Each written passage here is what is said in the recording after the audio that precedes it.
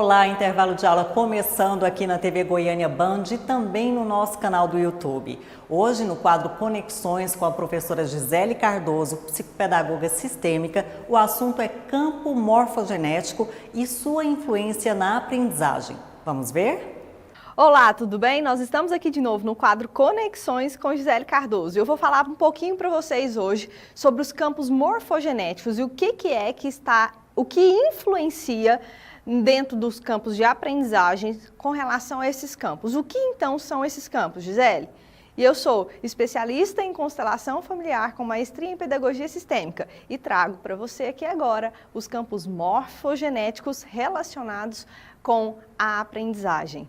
Muito bem, quando nós falamos sobre campos morfogenéticos, nós estamos falando sobre Rupert Sheldrake. Ele estudou muito e ele desenvolveu, então, essa teoria que são os campos mórficos. Então, Rupert Sheldrake estuda os campos morfogenéticos desde as plantas, os animais e os seres humanos. Ou seja, esse campo contém em todas as espécies. E esse campo significa nada mais, nada menos do que memória. Ou seja, nós todos adquirimos memórias no nosso corpo, nas nossas células, no nosso ser, sobre aqueles que vieram antes de nós. Então, por exemplo, se um rato em Londres descobrir sobre uma passagem secreta, todos os ratos da mesma espécie em qualquer lugar também vão ter aquela habilidade sobre essa passagem secreta. Isso significa campo mórfico, significa que existe um campo de informações onde tem memórias sobre tudo aquilo que se aprende. E além do exemplo dos ratos, eu tenho um outro exemplo muito bacana que é sobre as vacas, né? Por exemplo, se uma vaca aprende a saltar uma faixa, então, ela salta essa faixa e ela não sabe por que salta essa faixa, ela apenas salta. O que acontece? Esta informação está para todas as vacas. Então, todas as vacas saltam a faixa mesmo sem saber o porquê saltam. Porque a informação está nelas, cria-se um campo de memória. E isto é campo morfogenético. E quando, então, nós nos relacionamos com esses campos e nós nos relacionamos com eles inconscientemente, nós não sabemos, apenas ali se tem, apenas aquilo ali existe. Vou trazer um exemplo bem claro para vocês.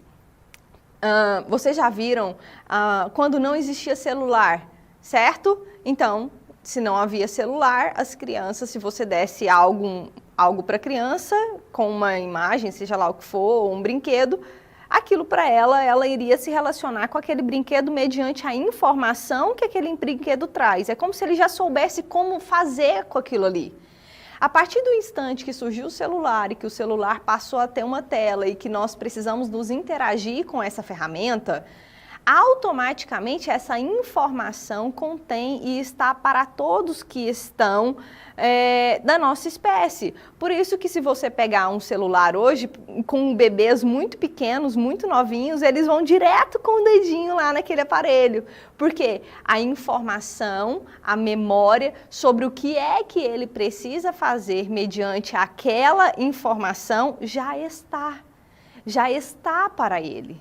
Já estão para nós, né? E aí, quando eu vou falar sobre aprendizagem, sobre aprender na escola, o mesmo é com relação a cada um de nós, né? Nós fazemos parte de uma espécie, que é a espécie de seres humanos, obviamente, mas nós temos uma diferença, porque cada um de nós viemos de um lugar diferente do outro, com culturas diferentes, com formas diferentes, com dores diferentes, com informações sistêmicas uns diferentes dos outros.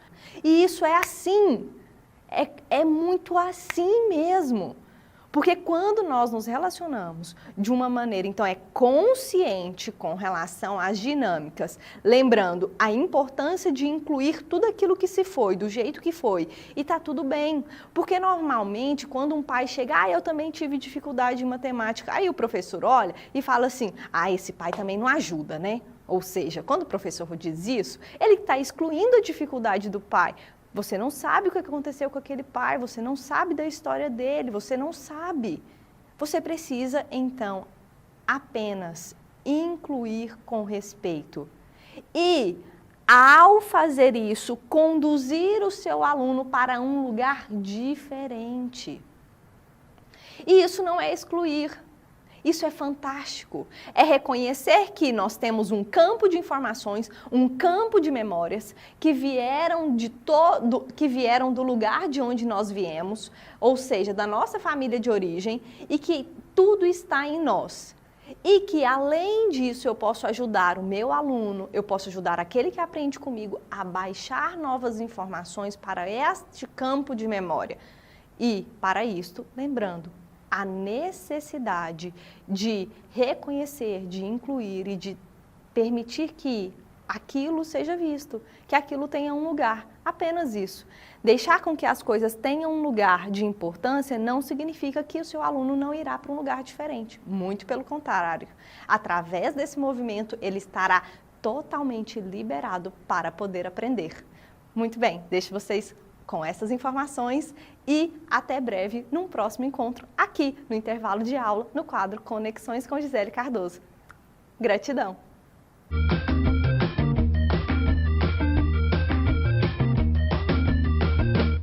Estude na Faculdade Araguaia no período matutino e garanta até 50% de desconto durante todo o curso. Na Faculdade Araguaia são mais de 30 opções de cursos presenciais e à distância. Conheça todos. Faculdade Araguaia, conceito institucional máximo pelo MEC.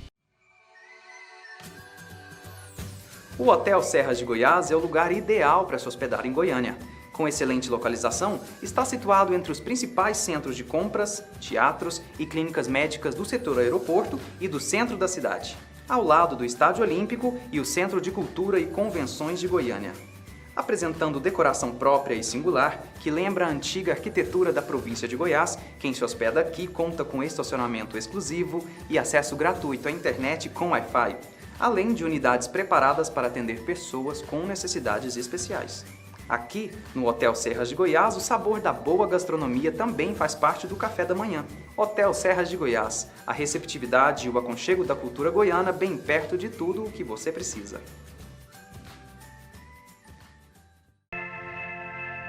Não pare o que pode te impulsionar.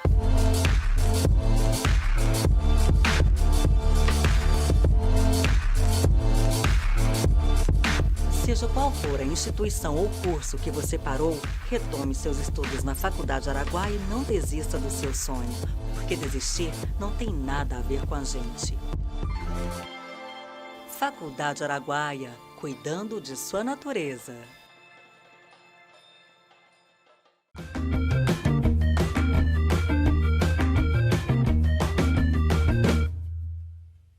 Voltamos ao intervalo de aula, espaço em que professoras e professores trazem conhecimentos e debatem educação, programa oferecido pela Faculdade Araguaia. Despertar no aluno aquele potencial às vezes adormecido, incentivar, orientar, mediar o conhecimento e marcar de forma positiva uma formação. Na entrevista com o jornalista Luiz Gustavo Rocha, conduzida pela repórter Gisele Santos, você acompanha uma parceria de sucesso entre aluno e professor. Hoje nós estamos recebendo o Luiz Gustavo, ele que já foi aluno da Faculdade Araguaia, formou-se no curso de jornalismo, em audiovisual e mestrado em psicologia. Ele veio nos contar um pouquinho sobre a sua história e nos mostrar alguns de seus trabalhos. Seja bem-vindo, Gustavo. Muito obrigado pelo convite. Então, para começar, Gustavo, gostaria que você falasse um pouco sobre essa premiação do jornalismo investigativo do Tim Lopes. Bom, em 2015 eu fui um dos premiados do Prêmio Tim Lopes de Jornalismo Investigativo na categoria televisão por conta de um trabalho que eu fiz no período em que eu trabalhei na TV Record Goiás. E foi uma experiência muito interessante porque jornalismo, eu me formei na Araguaia e jornalismo é uma das minhas paixões, assim como literatura, e é um tipo de reconhecimento que eu trato com muito carinho. Tem pouco tempo, né, que você começou nesse universo literário, né? E já publicou 2 livros, né? Sendo um deles a biografia de Inês Brasil e também o de Santificado Seja Vosso Nome. Inclusive, ele fez parte de uma premiação na Flip, né? que é a Festa Literária Internacional de Paraty. Achei curioso essa confusão quanto ao nome, santificado seja o vosso homem, é justamente porque se faz um trocadilho com uma parte da oração do Pai Nosso, santificado seja o vosso nome, mas se trata de um romance que conta a história de um casal do mesmo sexo e trata um pouco do universo gay na medida em que lida com decepções de pessoas que se apaixonam por héteros sendo gays e se apaixonam por héteros. Então é esse conflito que gira em torno desse romance e acho que baseado na recepção que eu tive das pessoas que tiveram acesso ao livro e vieram falar comigo, isso retratou bastante a parte de experiências que muitas dessas pessoas já viveram. Quanto à biografia da Inês, esse trabalho foi feito desde 2017 até o início do ano, quando a gente fez o primeiro lançamento, e é um trabalho muito rico, porque eu tentei retratar o pensamento de uma pessoa que é justamente conhecida por uma incapacidade de formular pensamento. Então, a Inês Brasil é um caso de meme que veio a público por ser tratada como engraçada, e eu procurei revelar a pessoa que existia por trás desse meme. Eu acho muito contemporâneo, né? Você identificar personagens que se destacam por graça em fragmentos tão pequenos e que fogem à lógica.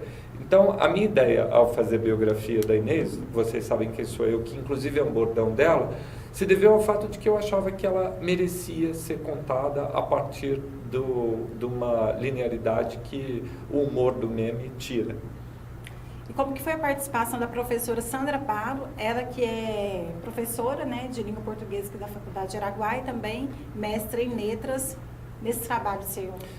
Essa pergunta é muito importante porque eu tenho pela Sandra um afeto muito grande. Ela foi minha professora durante meu tempo de curso aqui na Araguaia, professora de língua portuguesa.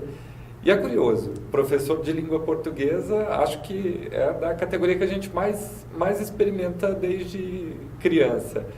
E não acho que seja à toa de ter sido a Sandra escolhida para revisar meus 2 livros. Ela foi a primeira pessoa a ter contato com as 2 obras que eu já finalizei até hoje. Estou escrevendo um terceiro que certamente vai passar pelas mãos dela. Muito disso tem a ver, claro, com a competência dela, que é inquestionável, mas também com a abertura que eu senti desde o primeiro momento, em sala de aula, e sabendo que ela era uma pessoa receptiva àquilo que eu poderia tranquilamente mostrar para ela, fruto da minha criação. Isso é muito importante, sentir do professor uma segurança de que a gente possa se abrir para ele. Eu acho que é por isso que eu escolhi a Sandra. É muito legal, né? Ter essa parceria entre o professor e o aluno, né? Hoje a gente se trata como amigo, ela é uma pessoa muito importante, uma referência muito importante em quem eu confio. A crítica da Sandra para mim é muito importante, o estímulo da Sandra é muito importante, então ter desenvolvido esse laço com uma professora de língua portuguesa para poder exercitar trabalhos como a escrita, para mim se mostra da dignidade da educação. Eu conheci o Luiz Gustavo na sala de aula. Ele já vinha de uma outra vivência, vinha de outras experiências.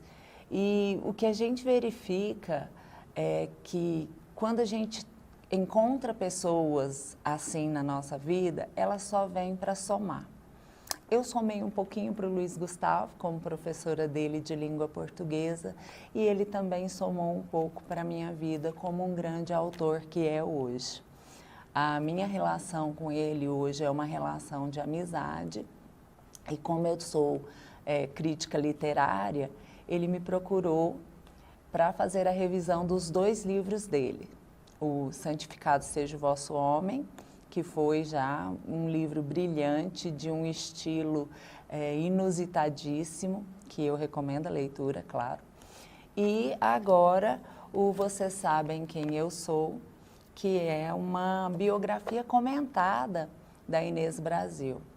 E o Gustavo, ele tem como autor uma característica muito interessante, porque ele subverte o estilo já existente, apresentando uma proposta totalmente atual do que vocês imaginam que seja uma literatura goiana. E esse livro em especial, ele foi para a Flip, né, para a Feira Literária de Paraty. Esse livro em especial, ele traz os comentários após o relato da biografada. E esses comentários, eles são altamente, assim, antropológicos.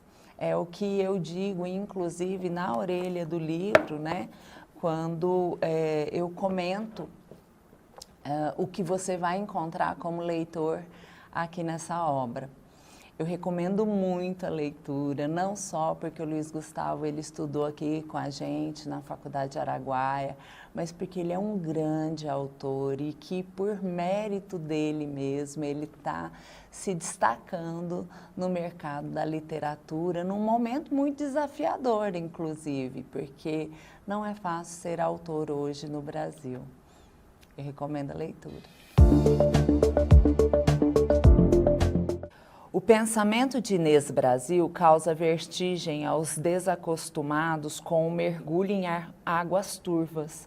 Em meu caso, foi mais um indício da ignorância que tenho sobre o mundo das pessoas que me cercam.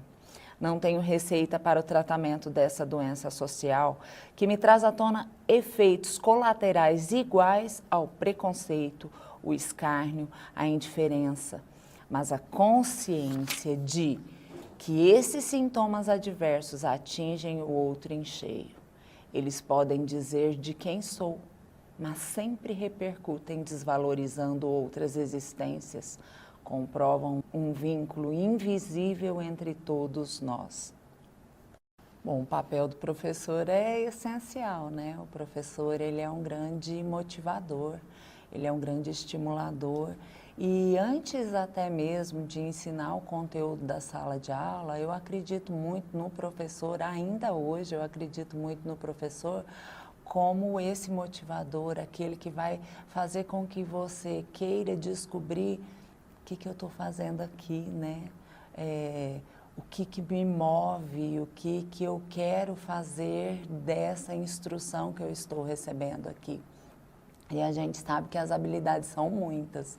Num curso de jornalismo ou de publicidade e propaganda, como nós temos aqui na faculdade, esses indivíduos são movidos por motivos diferentes. Uns vão escrever, outros vão falar, outros vão filmar. Então, cada um tem uma habilidade, mas que é descoberta nesse momento.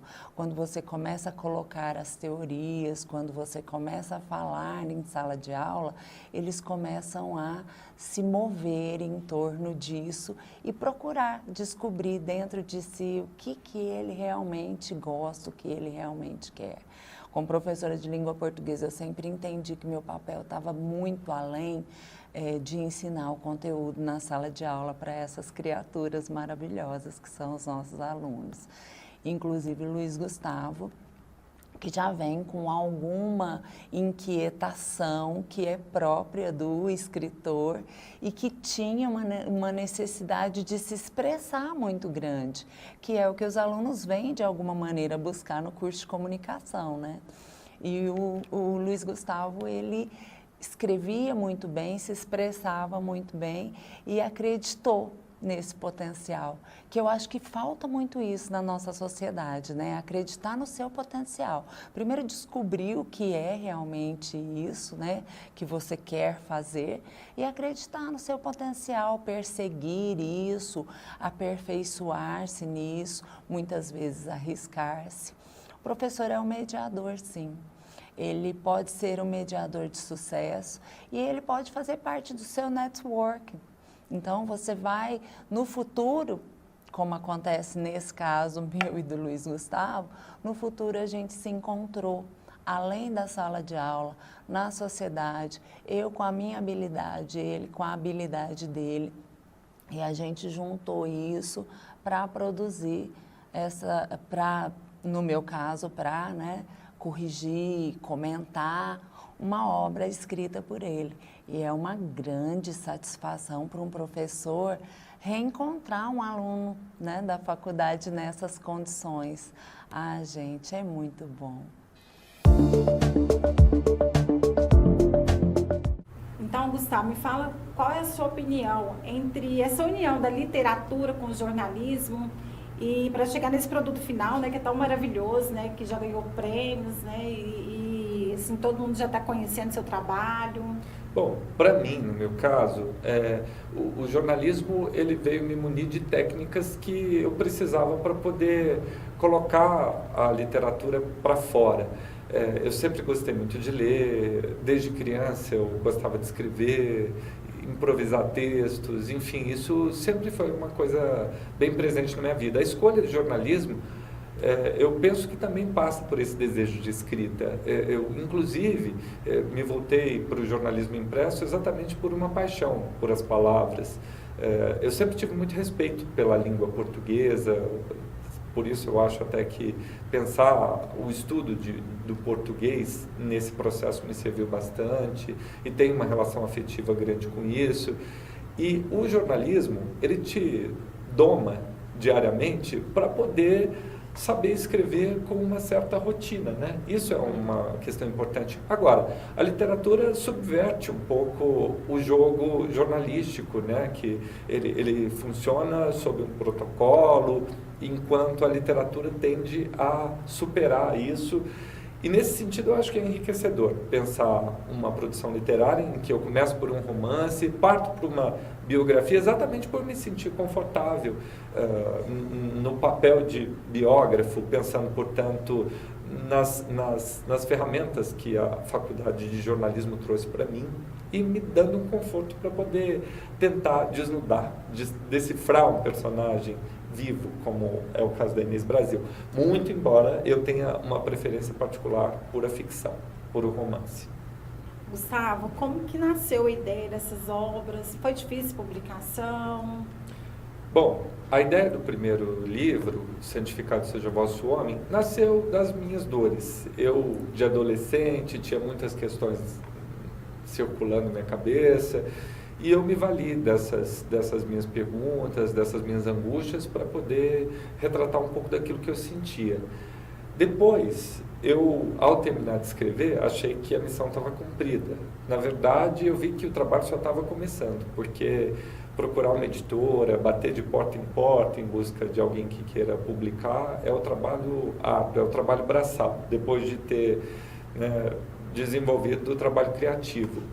Esse esforço, eu imagino que no momento em que a gente vive um certo declínio do mercado livreiro, a gente tem percebido livrarias fechando.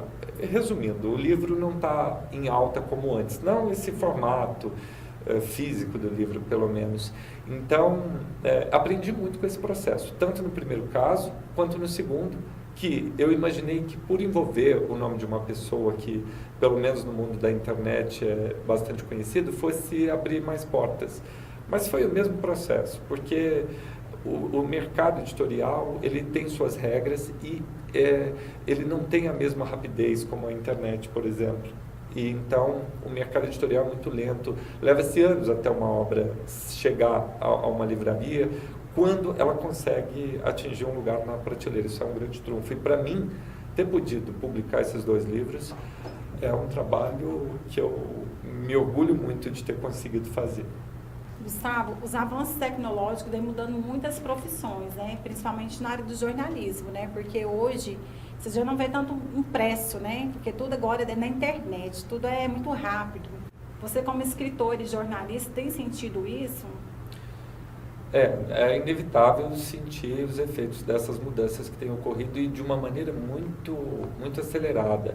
Recentemente eu participei de uma formação em São Paulo, promovida pela ex-diretora da Abril, que está abrindo uma nova empresa de mídia digital, inclusive, chamada Galápagos. E essa formação foi muito, muito específica para esse universo de mídias digitais nativas. O que se tem pela frente é algo que a gente ainda não consegue dimensionar. A perda do espaço do impresso, seja para o jornal, seja para o livro, é óbvia, mas pensar também por uma ótica catastrófica de que essas profissões chegam ao ponto final, eu acho uma questão do momento em que a gente vive e em que a gente vê pouca perspectiva do futuro.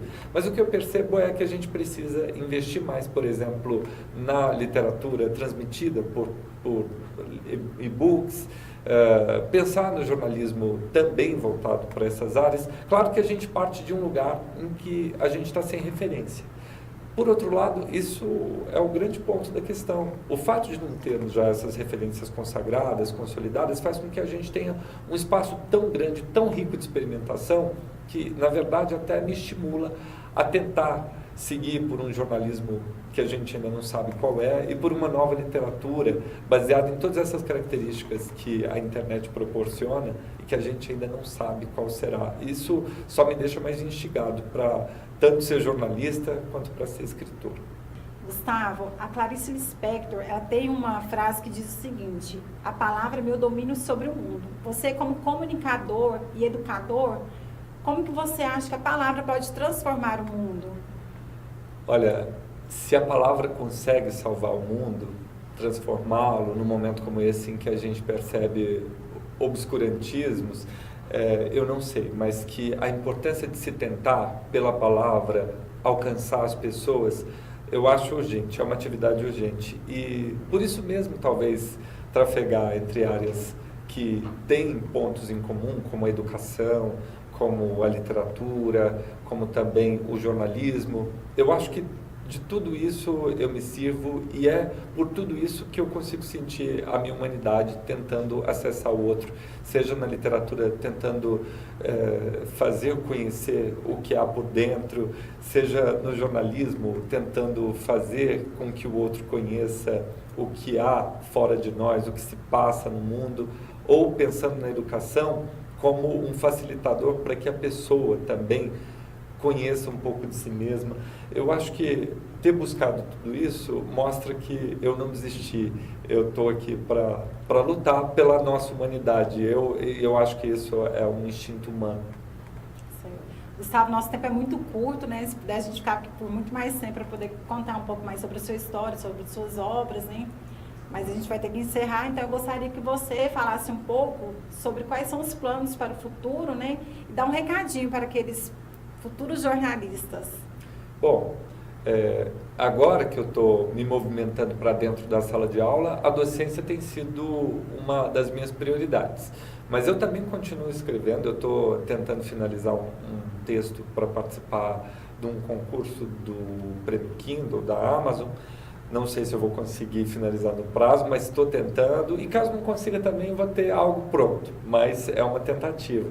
Já serve de experiência. Já serve de experiência e tende a ser um novo romance por aí. Vamos ver o que funciona. No mais, eu quero agradecer pelo convite. Eu fico muito honrado em ter sido chamado para falar na faculdade, no programa que é da faculdade onde eu me formei e a qual eu devo, por exemplo, o meu prêmio Tim Lopes, eu devo a revisora dos meus livros e devo também a esperança de talvez poder dar aula aqui e fazer com que esse projeto da palavra ele permaneça vivo. Então a gente fica muito agradecido pela sua participação, Gustavo, e assim que você tiver uma nova obra, né, vem aqui para mostrar pra gente. Obrigado.